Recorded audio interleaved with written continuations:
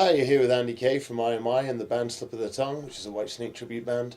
I'm going to do some tutorial videos over the next few weeks or so, maybe even for the next year, depending what sort of response I get out of it. But this is my first ever video, so bear with me. It's all a bit new, it's all a bit fresh. I'm going to try and give you all the bits and bobs that I learnt on the way, things that I think that everyone should really be into, things that people sometimes bypass, but stuff that I think is really integral to being a good guitarist. First things first, you're going to want a guitar. More than likely, 10 times out of 10, your parents are either going to just get you one randomly. Don't worry about the shape, the size, the colour. As long as it works, that's all that matters. That's where you need to be. Like at present moment, I'm using Palm Bay Cyclone P7 XS. I'm absolutely loving this thing to pieces. This is one of my go-to guitars. I also have a Palm Bay Tidal Wave 2, and I also have a Palm Bay Tempest. Wonderful guitars. But I remember back in the day, my first ever guitar.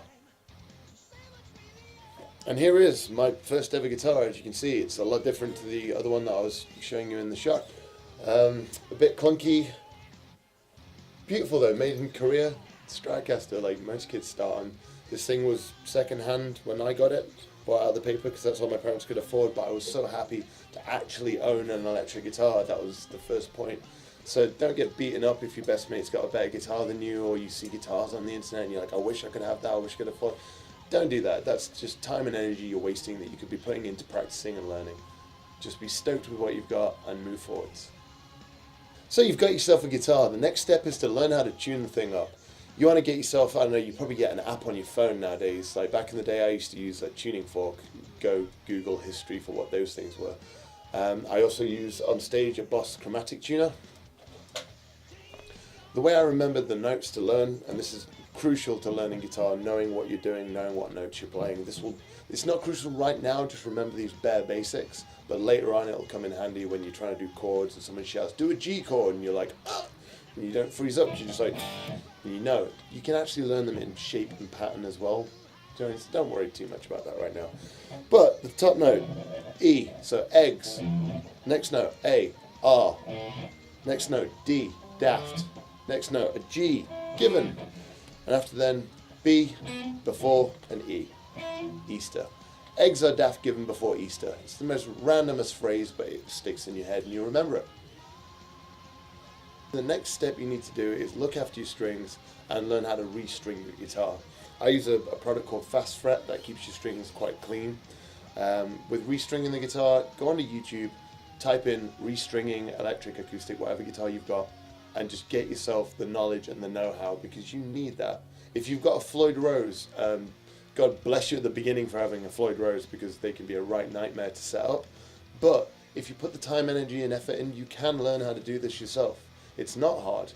When you go to the guitar shop, if you want to get someone to do it the first time, sit and ask him, can I come in and watch you do it?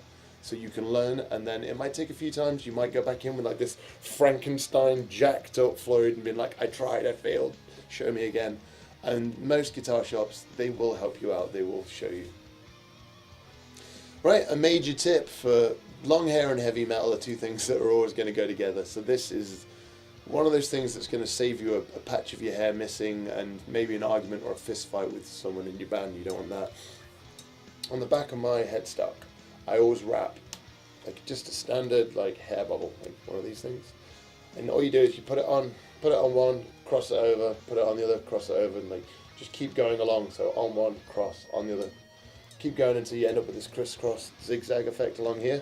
And what it means is that when hair bounces into it, it won't snag up in your machine heads. So it will pull a little bit, but it's not going to be half as bad as if you catch it in that. Great tip. This really comes in handy, and I'm pretty sure your other band members with long hair are going to love you for it. This next part is about straps. You need a guitar strap because you need to learn how to play standing up if you want to perform. If you only ever want to play sitting down, fair dues, but if you're anything like me, you want to run around and you really want to give it some like your favourite guitarists that you see on stage. Strap locks. I've not actually got them on this guitar because this guitar is pretty much straight out of the box. Most importantly, having a system whereby your strap is permanently, like really locked and like fixed in, so that no matter what you do, you will never ever see your baby on the floor in bits, or with a huge big ding in it, or the nice one is normally the jack socket gets stabbed up inside and it smashes that out. just use strap locks. You can get them quite cheaply off the internet. It's not, for what it's worth for looking after your pride and joy, get strap locks. Right, the next little bit is about sitting properly with the guitar. Most times out of 10, I will actually sit with my guitar like this, purely for the fact of, if I had my strap on and I stood up, this is roughly where I would actually have my guitar playing live, around about this sort of place. So you kind of want that same sort of position. You don't want to sit in a way that you're not physically going to be if you were to be stood there and play, because it's going to feel really strange when you stand up. Right, the next thing is getting yourself a hard case. If you can't afford it, you're just going to have to deal with it. Go do paper rounds if you're a young guy, or save up a bit of money, whatever it needs to do. Wash cars on your street, whatever it takes. If you love your guitar that much, you'll do it. And go and get yourself a hard case, just so it's a little bit more secure when you're traveling around. It's not going to get knocked or damaged. And you can also keep other bits and bobs, spare strings, a tuner in there and stuff. I mean, there was one of my personal favorites. I did a show when I was younger, and they told us you're not allowed to bring your own alcohol in, and I was like, oh, okay, great. Wait, I got 3 hard cases, 2 with my guitars, and the third one full of beer. We walked in, guy didn't even realise, until they tried to clear up the backstage room, and they were like, where did all this come from? And we were like, time to leave. So get hard cases, they can come in handy more ways than one. Right, the next bit is going to be about plectrums, picks, whatever you want to call them, depending where you are in the world. The whole thing of this is that they're going to wear down as you're rubbing them against the strings when you're picking, especially if you're into Slayer and stuff like that. These things are going to start to wear on the edges, and you can physically see this from here. But if you look down at the bottom, there'll be a little video in the corner showing you what I do.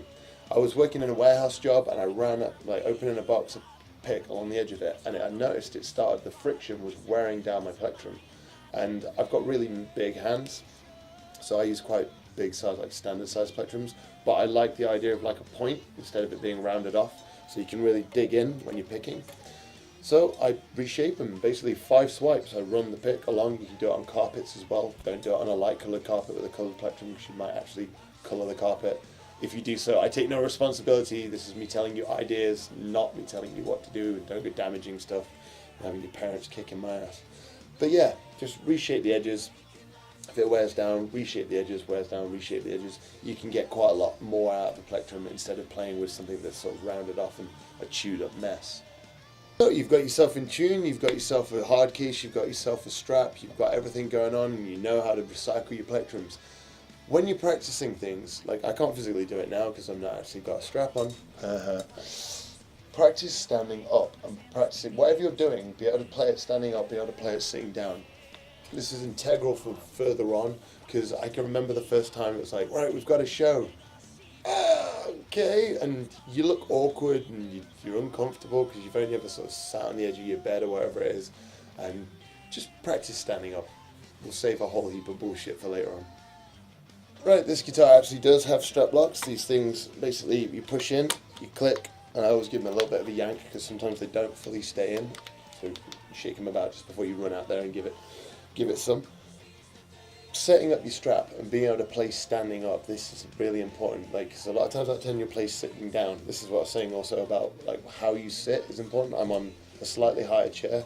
I've always sat with the guitar between my legs, sometimes using a foot like stool. Well, I say footstool, books. Like, you know, you're supposed to read books now. I'd stick them under my foot to raise that knee up, just so the guitar is in the same position.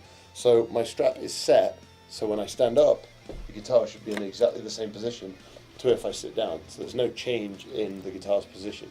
Sometimes if I'm doing like stuff on stage that it's weird or like a stretch or something, I might put my foot on something to hold it a little bit higher to make that a little bit easier. But most times out of 10, no. Just have it set up so when you stand up, it's exactly the same as if you're sat down. Right, this next one is a little bit controversial. I guess people have got their own opinions about what they should do and shouldn't do, like alcohol and playing.